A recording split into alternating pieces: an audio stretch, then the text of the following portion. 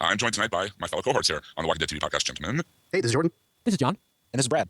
And we are all really excited. Like I said, a big season finale episode. A lot of really interesting stuff went down. A lot of big surprises. A lot of really good moments. But we'll get to that in a moment. First, I got to throw it over to Brad. He's going to shout out our sponsor. Isn't that right, sir? Yes, it is. Discount Comic Book Service. Friends of the show, longtime friends of the HHWLOD network. If you want to start ordering comics and you haven't done it before, this is a great place to do it because you get a severe discount on your comics. You can order everything in the previews catalog every month. This month, all $2.99 cover priced books by DC, Marvel, Dark Horse, and Image on DCBService.com this month are all 45% off this month. And that means your normally $3 books are only going to cost you $1.64. This is a great time to jump in and start trying some comics if you want to. Most books at DC have been priced now at $2.99. A lot of Marvel books have come back down to $2.99. And so for the month of December, 45% off all $2.99 books from DC, Marvel, Dark Horse, and Image. Image Comics publishes the Walking Dead comic. So this is a great time to jump in. Go to DCBService.com. And if you have never ordered from DCB Service, you can use the code WD8 and get an additional 8% off your first order through Discount Comic Book Service. I've used them, and it's a really great way to get your books nowadays, especially because they're so expensive and there's so many you want to buy. It's a great place to stock up and try a lot of things at once. Yeah, and with that $2.99 deal, let's remember that The Walking Dead Weekly is starting up, and that's a $2.99 Image book, if I'm correct about that. So you should be able to get whatever 4 issues they are up to this month. In the solicitations, you should be able to get all of those for 45% off. That's right. I believe they're soliciting comics for February at this point. And if I remember correctly, issues 1, 2, 3, and 4 of The Walking Dead comic were solicited for January. So that means issues 5, 6, 7, and 8 would be a low price of $1.64 through Discount Comic Book Service. One other book that I want to talk about quickly is the Walking Dead Covers hardcover book. A lot of people that are into the zombie genre but might not be into the comic books would probably really enjoy this book because it's just a wonderful hardcover book of art of all of the covers of the Walking Dead comics. I'm not sure how... the first 50. So it's the first 50 covers. So if you're just into zombies and not really the comic books, this is a great book to kind of just flip through and get some great zombie art and get a look at what all of the covers of the issues look like. That's regularly $24.99. On DCBS, it is $14.99. If you want a coffee table book of beautiful art but don't want your guests to feel all too comfortable, this is the perfect book for you. Agreed. I've been forcing myself to not buy this book, not because I shouldn't, but because I'm trying to save money. But every time I see it on the shelf, I'm just like, hey, you need me to complete your collection. So it's a really pretty book. So one other thing about DCBS, they were kind enough to donate a bunch of prize books for us as well. I think we mentioned it last show a little bit. They donated a stack of the Volume 1 trade paperbacks and a couple of the hardcover Volume 1s. So we're going to be giving those away.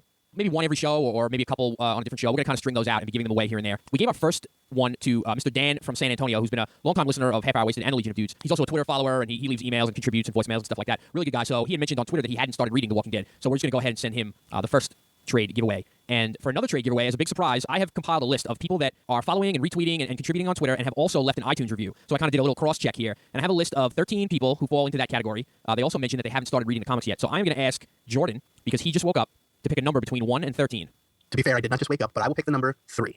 All right, the number 3 is Harley Big Daddy. All right, good on you, man. No way. Yeah, for real. So Harley Big Daddy is going to get a Volume 1 trade paperback. I'm sure he's listening to this because he always comments and leaves us tweets. So just send over a direct message with your address and information, and we will get out Volume 1 of The Walking Dead to you. So thanks for contributing, and we'll do this, every show or so. Hey, can I jump in real quick?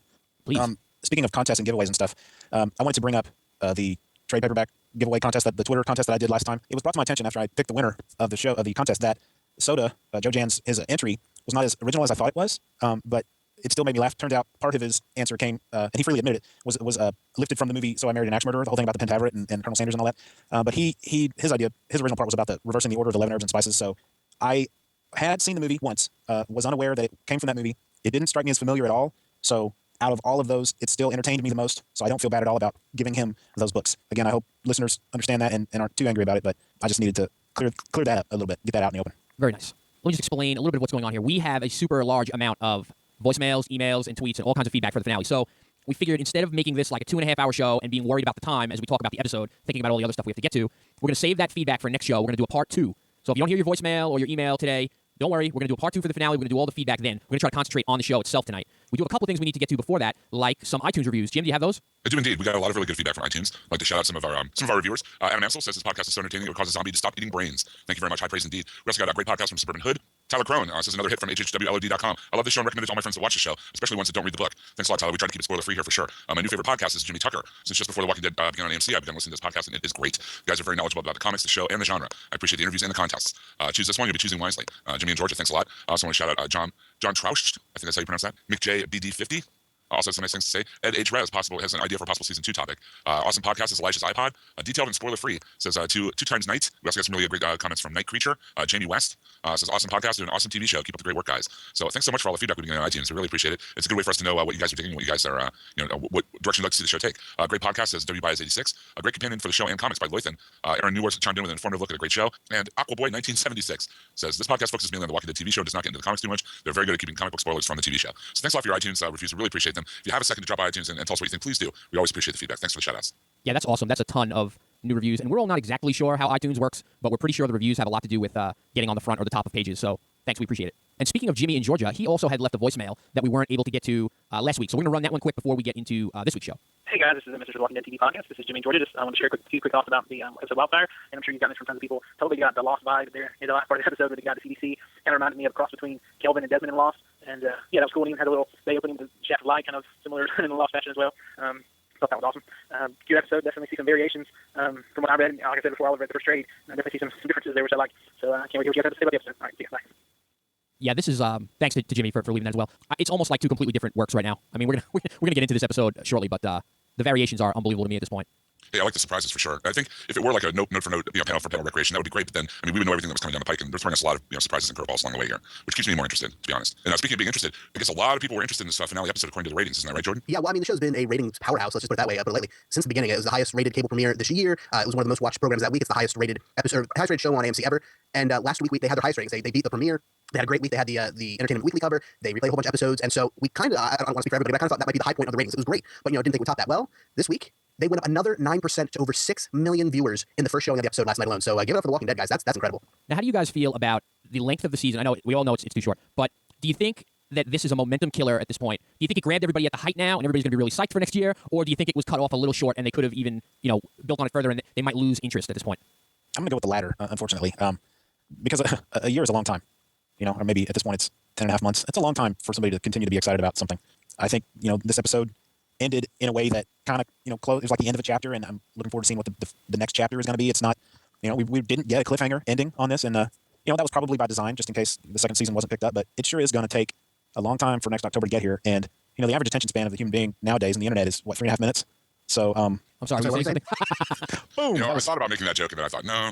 Hey, now, It's like guys right there. that was that I believe that qualifies as a good joke instead of a bad joke too, by the way. So, I have a feeling that some people may not hop on next season, which is unfortunate, but that's just human nature. There's certainly the chance of that. I mean, certainly interest will wane in the off-season months to an extent, but they'll have that same Fear Fest lead-in they had this year, next year. It worked really well for them. Now they've got that interest. But it's I don't want to say it's different from other shows, but there's certain shows that when they're not on the air, I kind of forget about them, and when they come back, I'm like, yeah, this isn't one of those ones that I'm trepidatious about getting back onto. It's one of those ones where there's zombies. I mean, are you kidding me? And it's because it didn't have that cliffhanger. I don't know. I almost feel like I'd be more interested in getting back onto it. But I think the general public, as long as they promote it like they did this year, get another Entertainment Weekly cover, get another cover like that, they should be just fine. It might be a little bit down in the premiere, but not enough to hurt them. Well, I just remembered something. Plus, you got to keep in mind the Blu-ray and DVD sales. They're already pimping. Go ahead and pre-order your DVD or Blu-ray set of The Walking Dead season 1, and they'll be able to parlay that into consumer interest. In the off season, like they've done with Mad Men and some of their other shows. I mean, a lot of people I know got into Mad Men through the DVD sets, and I think that's definitely. Walking Dead. And that's going to be out March. It looks like that's the rumor anyway. Right, and then by the time they have the premiere for the new new episode or whatever, those sales will have gained momentum. I think of course, it's not going to be in the forefront of everyone's mind because, like you said, Brad, attention spans being what they are. But I don't think it's going to have any problem getting its audience back when it comes back in the fall at all. It's also got that nice spot right there in October where all the network shows start in September, and a good percentage of them every year fail. So people are starting to fall off of other shows, and they're looking for something to watch. And that October 31st spot, where whenever the Sunday closest to Halloween is next year, it's just kind of a really great point where people are looking for something to fill the void of those shows that didn't quite deliver on the network. So Brad, you were starting to say something before, and we don't want to miss you. What were you saying? Oh, I was just going to say what Jim brought up. I had forgotten when I started to give my opinion about John's question that I believe it was today, actually, the day we're recording this, that it has been officially announced that March is when those Blu-rays and DVDs are coming out. So Did they get the official announcement? I haven't read that yet. I believe I've seen it on Twitter in more than one place, yes. Okay, awesome. So that definitely will help the situation. I know I'm going to be, buying it right off. Yeah, Amazon is being slow because everybody's shopping for Christmas. Amazon has it released on March 8th, 2011, $34.99, $49.99 list price. Which it'll, of course, be less than that, but... Right, $34.99 on Amazon already, and I'm sure it'll even drop. That's only 30% off. They usually get it somewhere between 30 and 40. And are you looking at the Blu-ray or the DVD? The Blu-ray. Okay, yeah, so... Yeah, it should be... And their iTunes prices were reasonable. I paid $16 and got the whole season. I'll gladly pay again for the DVD because it's that good enough with the extras. Oh, there it is, $27.99. Yeah, that's not bad at all. No. Is it on Betamax? It is not. You can get it on Laserdisc and Cave Drawing. Now, what's the reel-to-reel situation? Those are those bad jokes that we get worried about. While we're doing this, Laserdisc is no joke. while we're kind of doing the news thing, Jordan, can you fill us in a little bit on the writers getting fired or not controversy and how that kind of played out? Sure, I first saw rumblings of it. I think it was Black Friday. People were saying, hey, there's rumors that the entire writing staff, including Kirkman, has been fired from The Walking Dead. So that was obviously not good, but it turned out it wasn't the case at all. It's similar, but in a good way, if that makes any sense. Darabot's second in command on the show, whose name I'm going to forget right now, but it's like Chris Elios or something like that. The original plan apparently was Darabont would do season 1, and then he would step down, and this other guy would do season 2 as the showrunner. But Darabont decided he wanted to stay around. So the other guy is going off to do his own show. So Right, and I'm sorry, Jordan. The other guy does his own shows already, right? Like, isn't he a number one for a lot of other I programs? believe so, but I can't say that with authority. I don't know off the top of my head. So, and then the other part of it was, in this 6-episode season, Darabont wrote 2 episodes. Staff writers wrote 2 episodes, and then he rewrote them. And then non-staff writers, who are Robert Kirkman and another guy whose name escapes me at the moment, wrote 2 more episodes, and then they were rewritten with Frank Darabont. So of the 6 episodes, Darabont wrote the majority of them at this point. So he decided that next season, and granted this is still not totally official, but Robert Kirkman commented, Gail Ann Hurd has commented, they're looking to do some sort of system where it's all freelance writers and Darabont writing. So Darabont writing the majority of the material and then rewriting freelance materials. This would allow Robert Kirkman to continue writing episodes because it's the same exact process that let him write an episode this season. And it'll allow, people who know Auteur Theory, it'll allow Darabont to really control the direction of the show from here on out. So it sounds bad in the beginning, but it's not really. I mean, for those couple people on the writer's staff, they don't have a job at the moment, so that sucks, and our hearts go out to you guys, but hopefully they can come on other shows, and they can also maybe be freelance writers for The Walking Dead Season 2. All right, fellas, are we ready to jump into TS19? Let's do it. Take it away, Bradley. All right. The show opens with Shane at the hospital. Apparently, the day it all went down. The day the hospital got overrun. It's a crazy scene. Really cool scene. Really unexpected seeing this, at least as far as I was concerned. Military is sweeping the hospital, shooting infected doctors and patients alike, probably even some uninfected ones as well. They're just doing a clean sweep to eliminate the possibility of contagion.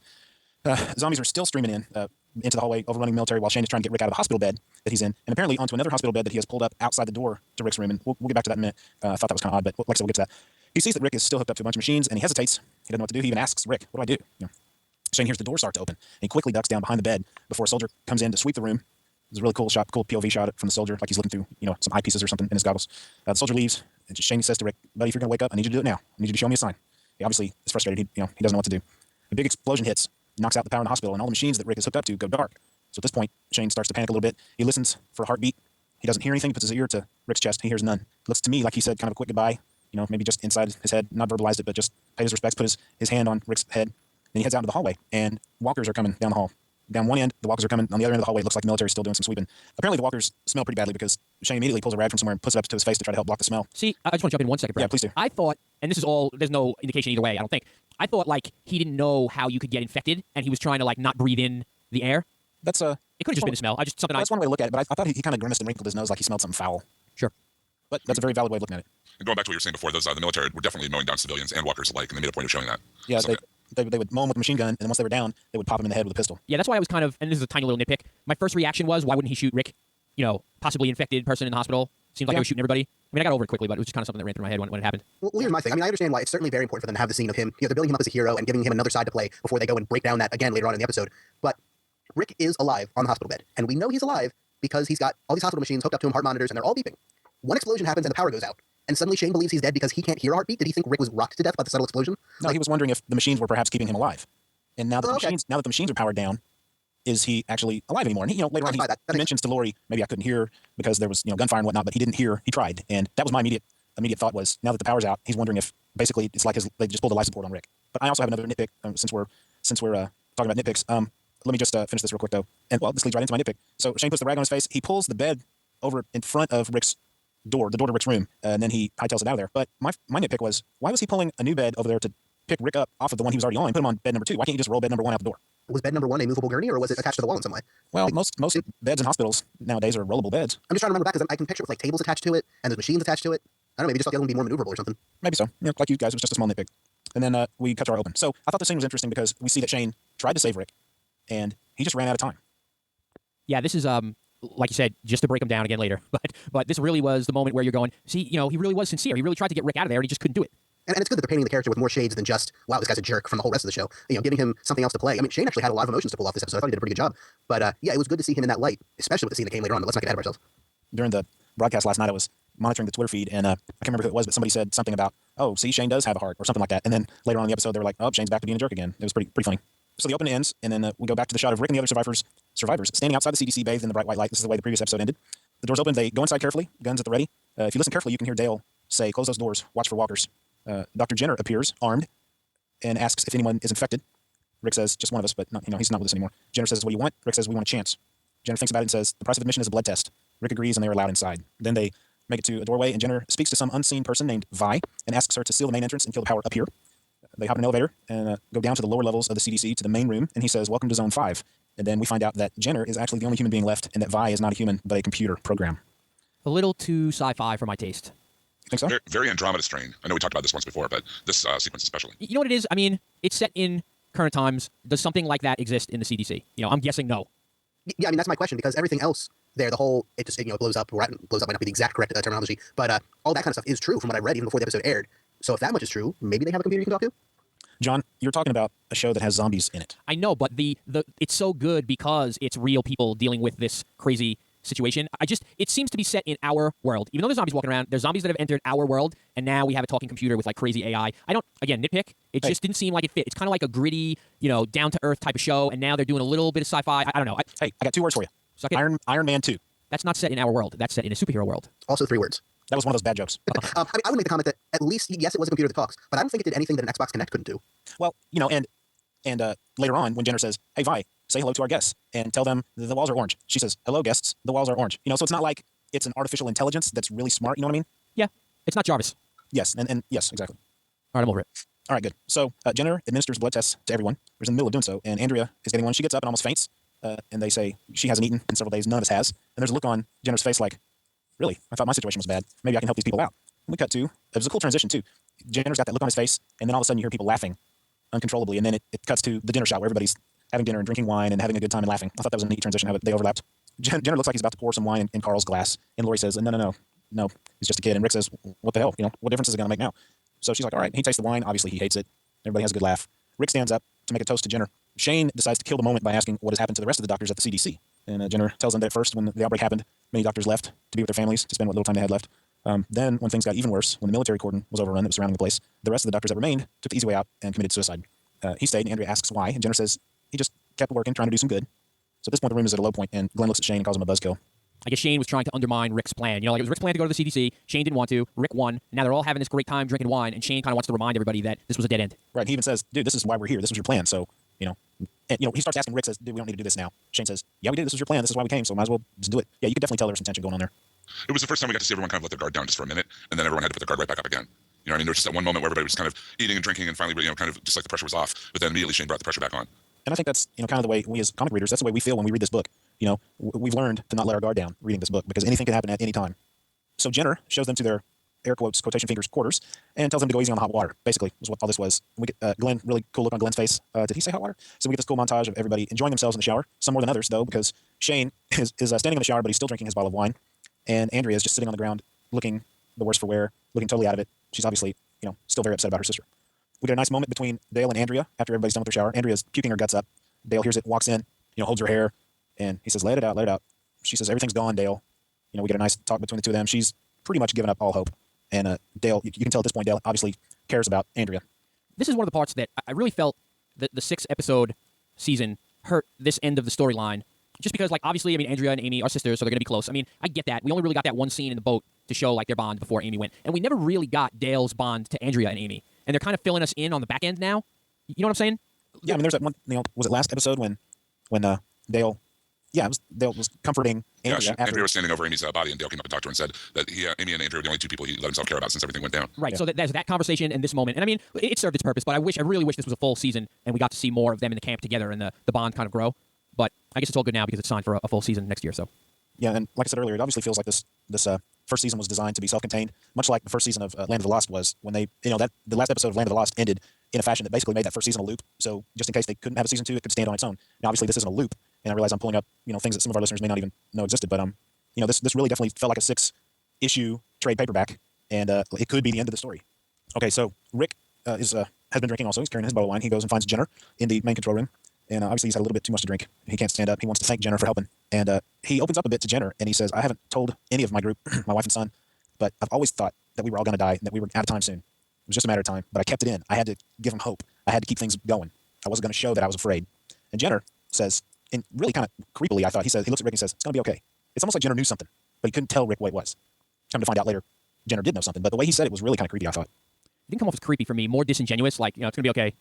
I didn't really buy it. I didn't really buy it, I guess is what I'm saying. Yeah, it was a strange conversation. So we cut to Carol, Sophia, and Carl in the rec room, and Lori comes in looking freshly showered.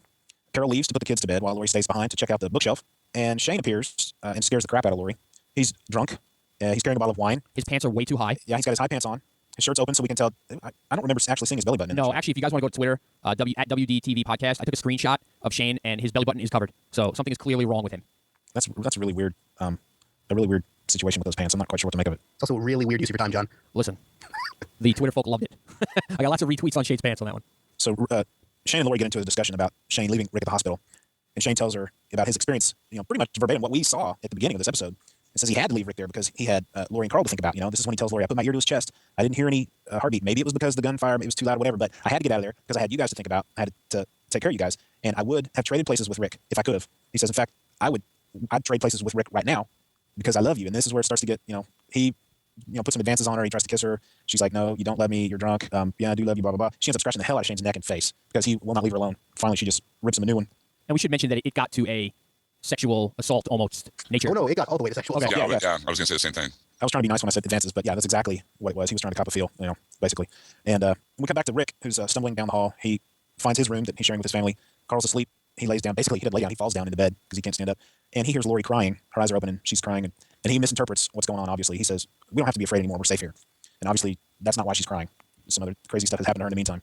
We cut to commercial. So I'm thinking that Lori has pretty much exonerated herself completely in terms of like the eyes of the viewing audience. I mean, I guess you could still say it was a little soon. It might feel soon, but then again, that goes back to our 6-episode season. But again, she tells Shane, you told me he was dead. Shane tries to turn it back on her and say, if you thought he was truly dead, or if you thought he was truly alive, you would have stayed there. But you thought he was dead too. You left. So he's basically trying to say, I saved your life. If you had stayed, you would have been dead. So he's trying to make him sound like he's really not the bad guy. And my feeling at this point is that I totally believe Shane in terms of I don't think he thought Rick could have possibly made it. I don't think anything was going on beforehand. I think he just ended up falling in love with Lori. And now he's being a complete jerk, on top of it, which isn't going to help his case at all. But I don't think anything was going on beforehand anymore. I don't think it was planned at all by Shane. I think it just kind of went down a bad road. I think I'm in that same group. We haven't seen any evidence. We could learn later that that's not the case, but it doesn't feel like it right now. We haven't seen any evidence that there was something going on beforehand. Like John said, he really did seem sincere in trying to rescue Rick. He literally tried to pick Rick up out of the bed, and that's when he noticed, he's tied up to all these machines. So it's not like he just went there so he could say to Lori, I went to try to save him. He tried to save his best friend's life.